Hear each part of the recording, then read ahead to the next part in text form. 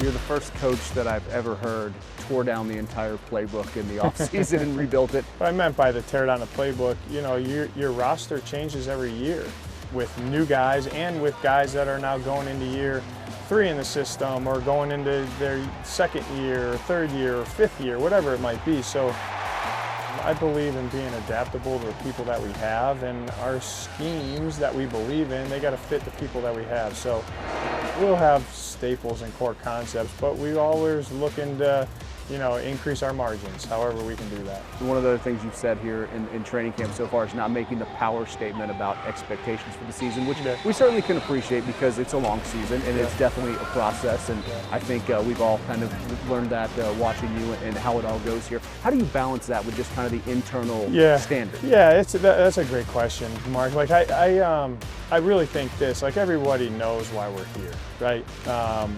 And we talk to our guys about that.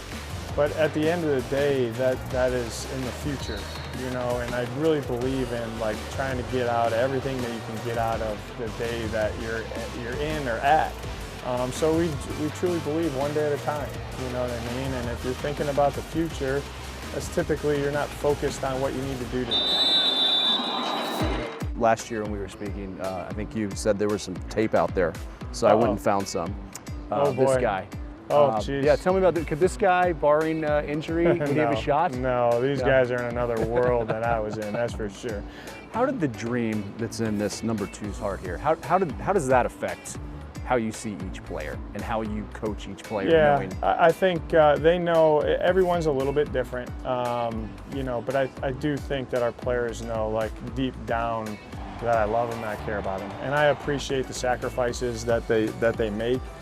What they go through on a day-to-day basis. You know, it's not all glitz and glam of being an NFL pro football player. You know, there's a lot of hard stuff that goes on behind the scenes.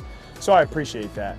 And I'm always looking to do the best job I can for those guys to have success. That's really what drives me at the end of the day. You know, I was talking with somebody, you know, why do you want to hit some goals or expectations, or, you know, why do you want to do well for the players? You know, that's really why you're doing this.